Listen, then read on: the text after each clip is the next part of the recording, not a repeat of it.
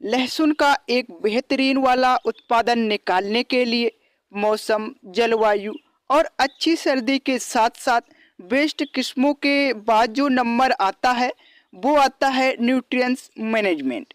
Nutrients प्रबंधन में primary पोषक तत्व बुआई के समय खाद, जिसमें बढ़वाल, उच्च पैदावार, ग्रोथ, क्लोरोफिल, चमक, तना मजबूत, पीलापन दूर रहे और फसल एकदम स्वस्थ के साथ साथ ग्रोथ भी काफ़ी शानदार देखने के लिए मिले। तो सही समय पर सही खाद शेड्यूल का प्रयोग करना बेहद ही जरूरी है। जब हम 55 से 60 क्विंटल प्रति एकड़ की पैदावार की बात करते हैं तो लहसुन की फसल पर प्रॉपर हमको पोषक तत्वों की पूर्ति भी करनी पड़ेगी।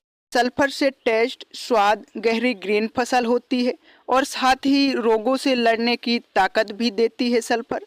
इसके अलावा पोटास की यदि हम पूर्ति करते हैं तो कंद विकास में, कलियों के विकास में और उपज बढ़ाने में काफ़ी ज़्यादा मदद मिलती है पोटेशियम से।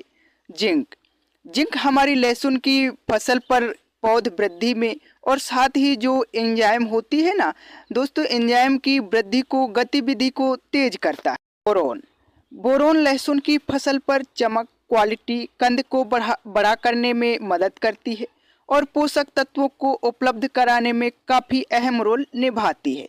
इसके अलावा फास्फोरस लहसुन की फसल पर जड़ विकास, तना विकास और पत्तियों को पास पास में लाती है और पौधे की स्वास्थ्य में काफ़ी अच्छा असर डालती है। नाइट्रोजन वनस्पतिक बढ़वाल में, ग्रीन रेस में प्रकाश संश्लेषण की क्रियाओं को बढ़ाती है। यानी वनस्पतिक बढ़वाल के समय नाइट्रोजन सबसे ज़्यादा ज़रूरत पड़ती है। जब आप लहसुन की बुआई कर रहे हैं तो उस समय कौन कौन सी खादों का प्रयोग करना चाहिए, आइए समझते हैं। 1 एकड़ में बुआई के समय आपको DAP 1846, di ammonium phosphate 50 kilogram लेना है। अब आपको पता होना चाहिए कि लहसुन एक कंद वाली फसल है। आपको पता होना चाहिए कि जो कंद वाली फसलें होती है, कंद वाली फसलों की खेती आपको बेड बना के करना चाहिए। कंद वाली जो क्रॉप्स होती हैं, जैसे हमारी लहसुन, प्याज, हल्दी, अदरक, चीनी कंद है और जो कंद वाली फसलें होती हैं, इस पर दोस्तों सबसे ज़्यादा फास्फोरस और पोटास जैसे तत्वों की आवश्यकता पड़ती है। तो हम DAP खाद ले रहे हैं 50 किलोग्राम।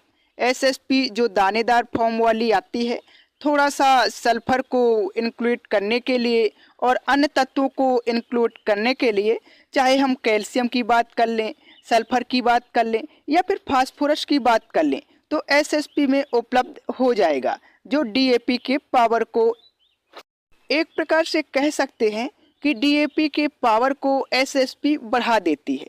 तो 50 किलोग्राम हम दानेदार SSP ले रहे हैं और पोटास हम ले रहे हैं MOP म्यूरेट ऑफ पोटास 60% वाली 30 किलोग्राम और गोबर की खाद 2 से 3 ट्रॉली इस्तेमाल करने वाले हैं 1 एकड़ में। लेकिन हम तो बात कर रहे हैं कि लहसुन की फसल पर आपको जिंक, बोरोन, सल्फर की भी पूर्ति करनी चाहिए।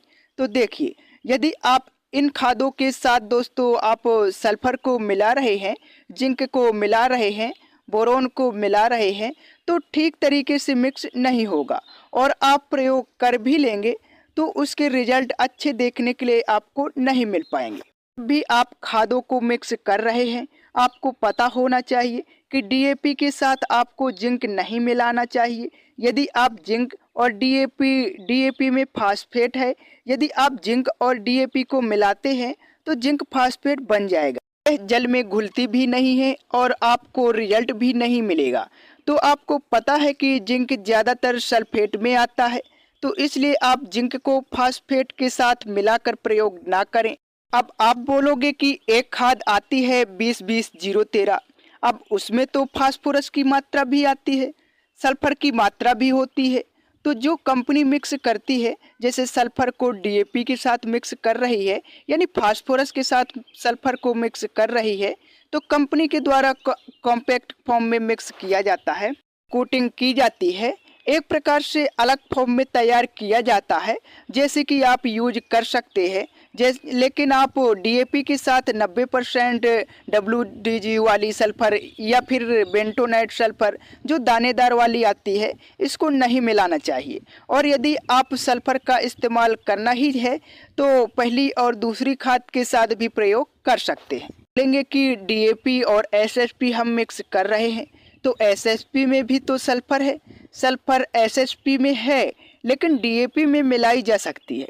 एक प्रकार से आप मिक्स करिए और थोड़ा जल्दी इस्तेमाल कर लीजिए कि आप डीएपी, एसएसपी, एमओपी और गोबर की खाद इस्तेमाल करेंगे तो इससे आपको काफ़ी पोषक तत्व मिल जाएंगे। जैसे नाइट्रोजन, फास्फोरस आपको डीएपी में मिल जाएगा, एमओपी में पोटाश 60% वाली पोटाश मिल जाएगी। इसके अलावा एसएसपी में आपको फास्फोरस, कैल्शियम और सल्फर की मात्रा भी मिल जाएगी। और यह जो सल्फर है उतना ज़्यादा आपको नुकसान करने वाली नहीं है फसल में, एक निश्चित मात्रा पर जितनी आवश्यकता है यह पूर्ति भी कर लेगी। और बाकी जो 90% वाली है या फिर वो बेंटोनाइट सल्फर है वो हम पहली किस खाद के साथ प्रयोग करेंगे। और पहली खाद के साथ प्रयोग करने से हमको रिजल्ट भी अच्छे मिल जाएंगे और कोई दिक्कत आने वाली नहीं है। कुछ किसान भाई लहसुन की फसल पर जिंक, सल्फर, बोरॉन, डीएपी सबको एक साथ मिलाकर बुआई के साथ प्रयोग कर लेते हैं और फिर बाद में कहते हैं कि वेराइटी खराब भी थी या फिर ऐसा वैसा कुछ भी कंफ्यूजन निकालते हैं, जिसमें कुछ परसेंट सच्चाई ये भी है कि जिन खादों को मिलाना नहीं चाहिए था आपने उन खादों को मिलाकर प्रयोग कर लिया है तो आपस में रिएक्ट हो गई और उतने अच्छे रिजल्ट नहीं मिल पाए जितने अच्छे रिजल्ट मिलने थे। तो इसलिए दोस्तों आप डीएपी के साथ सल्फर या फिर जिंक को मिलाकर प्रयोग बिल्कुल भी ना करें। रही बात कंपनियों की, तो कॉम्पैक्ट फॉर्म में होता है जो कि एक निश्चित मात्रा पर मिक्स किया जाता है और यह हमारी फसलों पर आसानी से घुल जाता है। यानी बात चल रही है घुलने की, आप मिक्स करके प्रयोग तो कर लेंगे लेकिन वह घुलेगी नहीं, मिट्टी में जाते ही घुलेगा नहीं। तो इसलिए आप अलग अलग प्रयोग करेंगे तो आपको रिजल्ट ज़्यादा अच्छा देखने के लिए मिलेगा। और आप लहसुन की बुआई के समय जो हमने खादों के नाम बताए हैं डीएपी, एसएसपी, एमओपी, इनका प्रयोग करेंगे तो आपको रिजल्ट बहुत अच्छा देखने के लिए मिलेगा। सल्फर या फिर जिंक जो सल्फेट है, यदि हम जिंक की बात करें, बोरॉन की बात करें तो हम जिंक, बोरॉन, सल्फर जो भी खादें बची हुई है वो हम पहली खाद पर जब हमारी फसल बुआई से 20 से 25 दिन की होती है तो उस समय हम इन खादों का इस्तेमाल करने वाले हैं। खासकर हम सल्फर की बात कर लें, जिंक की बात कर लें, बोरॉन की बात कर लें और जिंक सल्फर एक ही प्रोडक्ट में मिल जाता है जिसका नाम है जिंक सल्फेट 33% वाली। तो जिंक और सल्फर की पूर्ति हो जाएगी। बाकी लहसुन की फसल पर पहली खाद, दूसरी खाद और कितनी मात्रा पर इस्तेमाल करने हैं जानकारी के लिए आपको चैनल सब्सक्राइब करना होगा।